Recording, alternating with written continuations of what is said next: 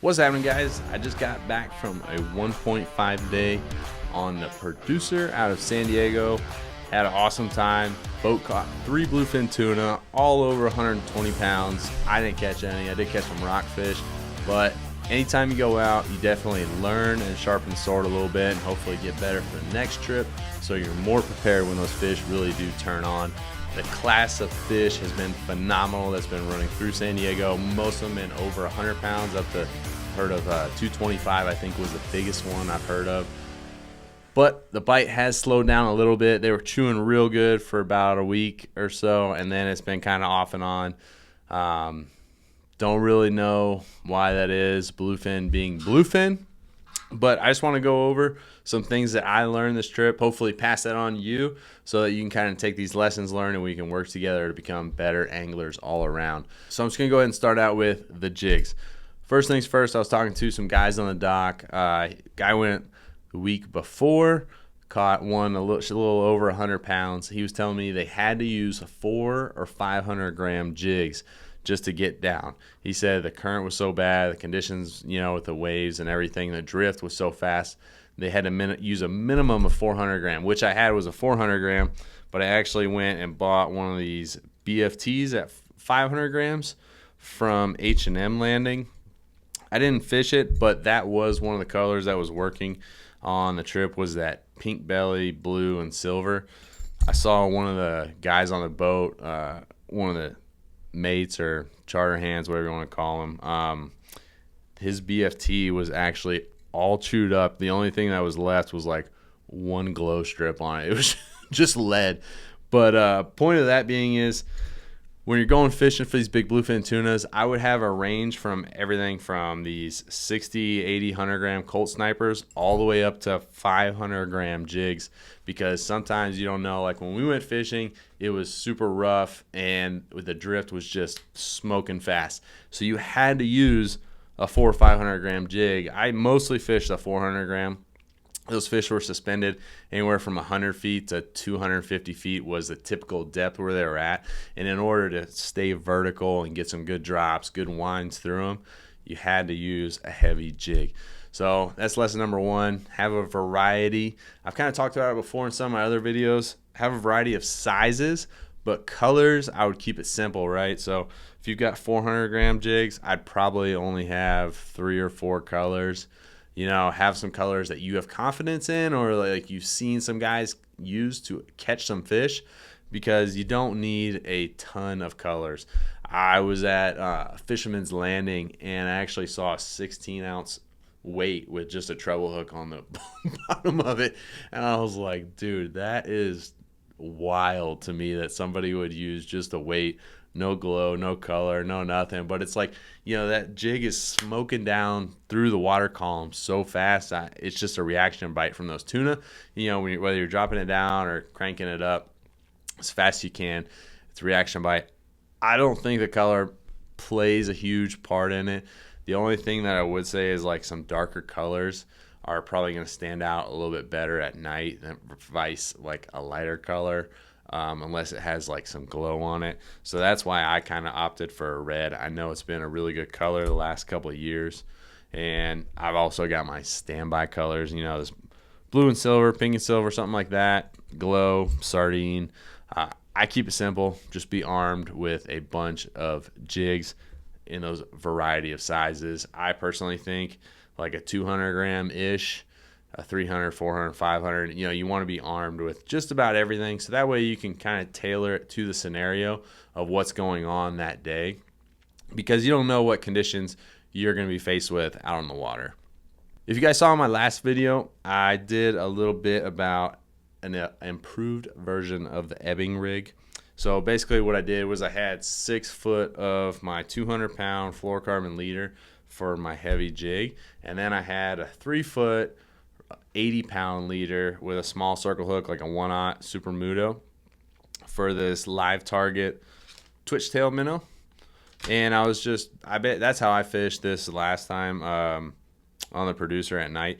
Was I had that little sardine on there, that little twitch tail minnow, and I'm going to switch things up a little bit and go completely inline, where I'm just going to run my fluorocarbon. I'm going to run 3 feet to my jig, and then I'm going to crimp. I'm going to use a Supermuto with a ringed eye, and then just crimp another connection with that circle hook.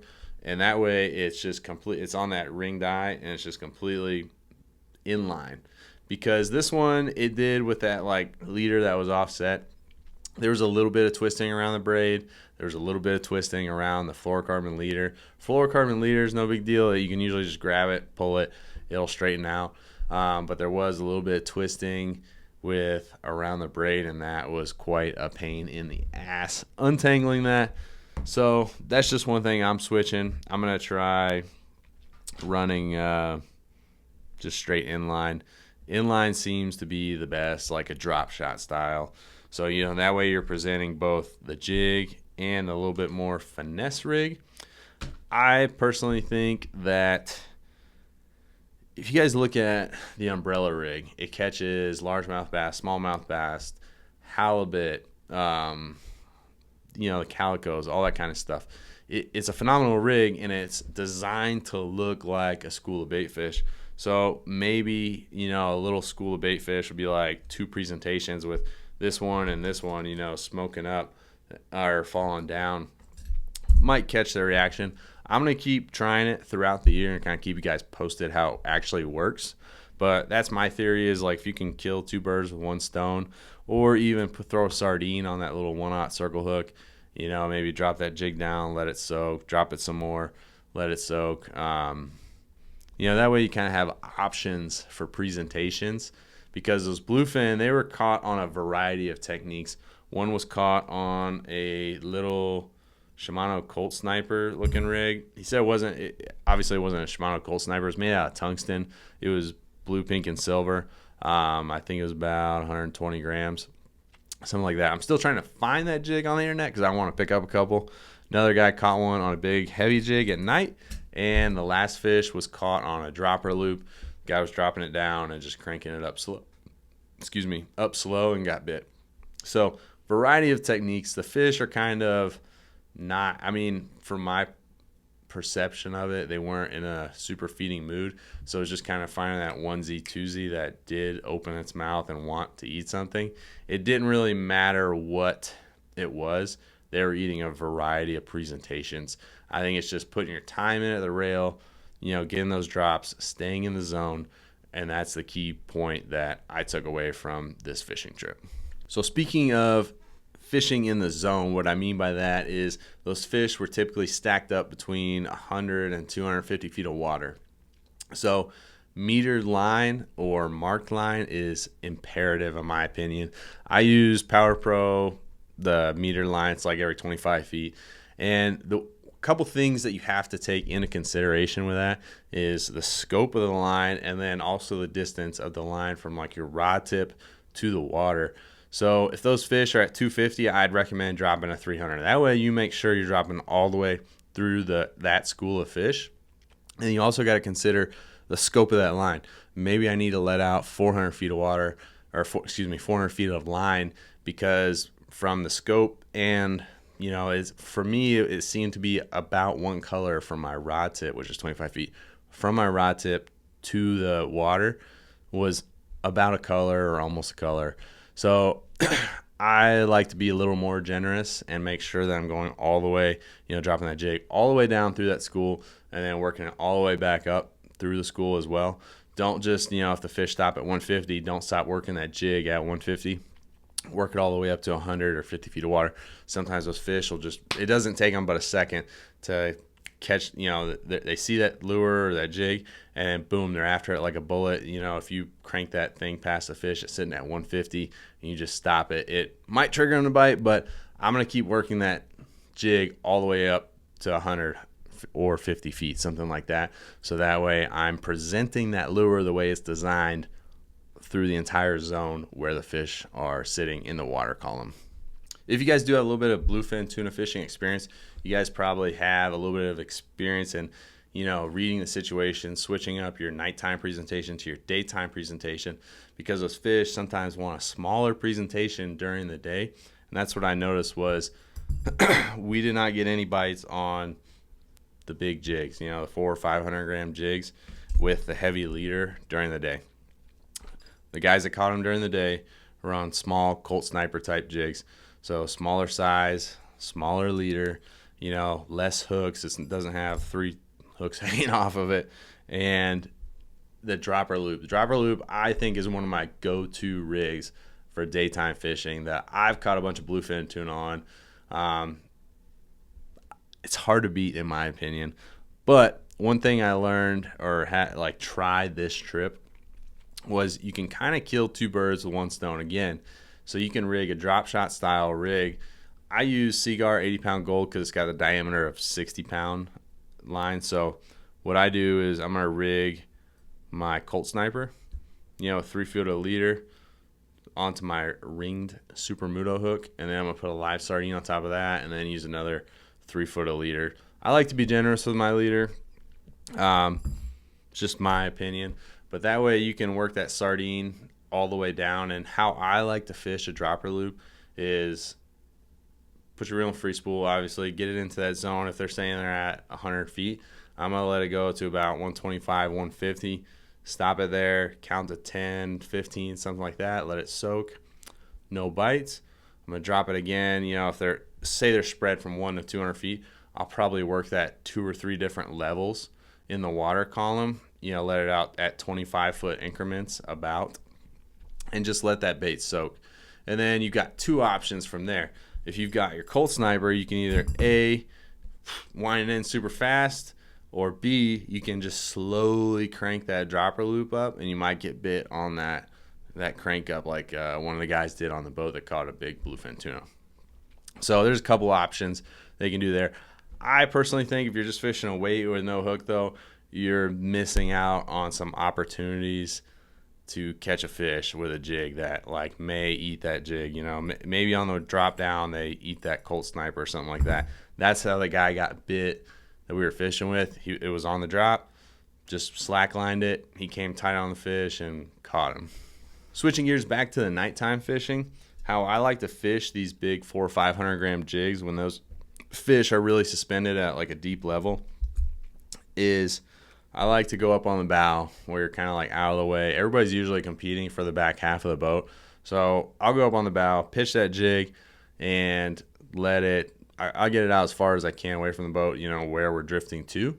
And so that way, by the time it's in the zone, I'm straight up and down on it, and I can work that jig. And what I mean by working that jig is if those fish are suspended at 200 feet of water, 100 to 200, I'm going to drop it down to 250.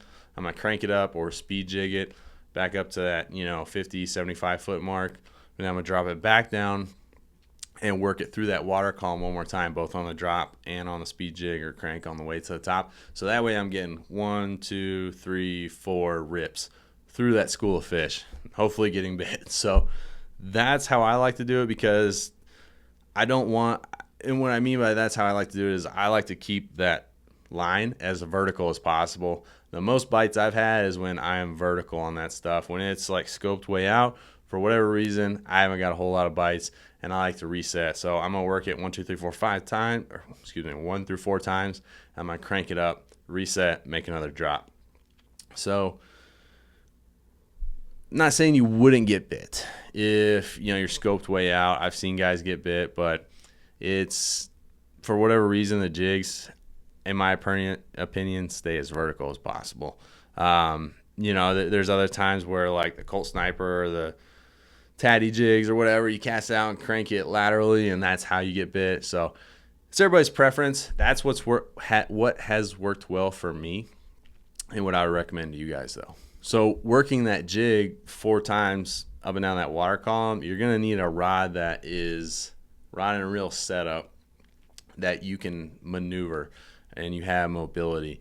What I mean by that is I got a Speedmaster 25 and a Penn Carnage rod that I bought last year, and I was fishing with it, and honestly, I did not like it. It was just too heavy for there's no mobility in it. I switched up from that to my Sargosa 25,000 on an extra heavy Travala rod, and I felt like I went from fishing with a a cinder block in my hands to a feather in my hands. It was a world of difference. So I highly recommend it. Even if you're going to lose a little bit of power or rod length or whatever when you're fighting the fish, I will always opt for a rod with higher mobility, because even when we were like catching groundfish, which I'm about to like switch gears and move into, I was like laying on the rail, cranking it in, my forearm was burning, and like I work out 4 or 5 times a week.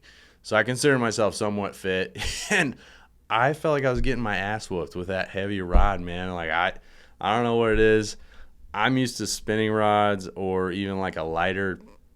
I've got some lighter jigging rods, Travalas, which I'm going to switch that Speedmaster reel over to and fish that rod instead of that Penn Carnage, because it's just too much in my opinion. I know it's like the West Coast style out here is to fish big, heavy broomstick rods, but maybe if you guys are like in the market for getting some jigging gear or like getting a new rod and reel, maybe think about that aspect of like, do I want mobility or do I want a broomstick where I can really horse that fish up?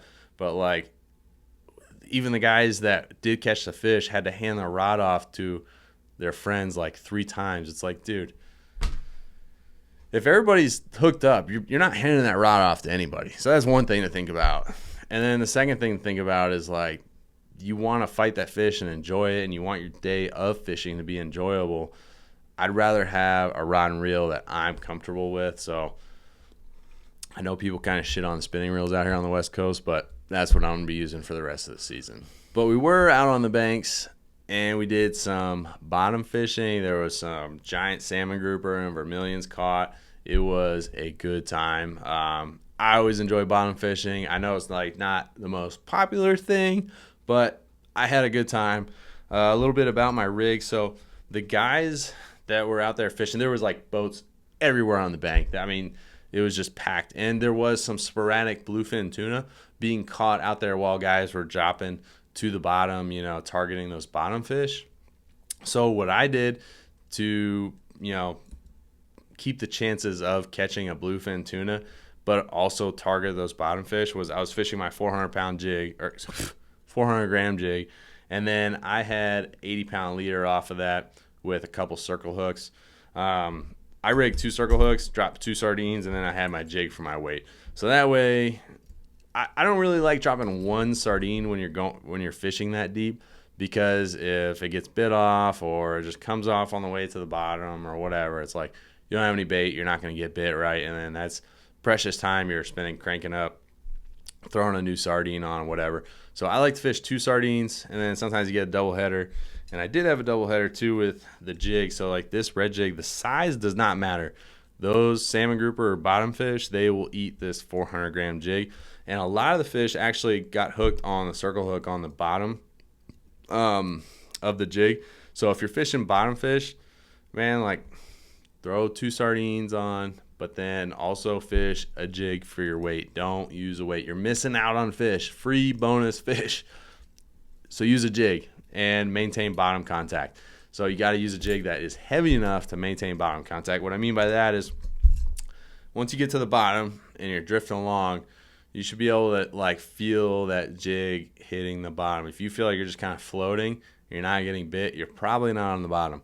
So what I like to do is like pick that rod up and just kind of set that jig back into the bottom, the rocks or whatever.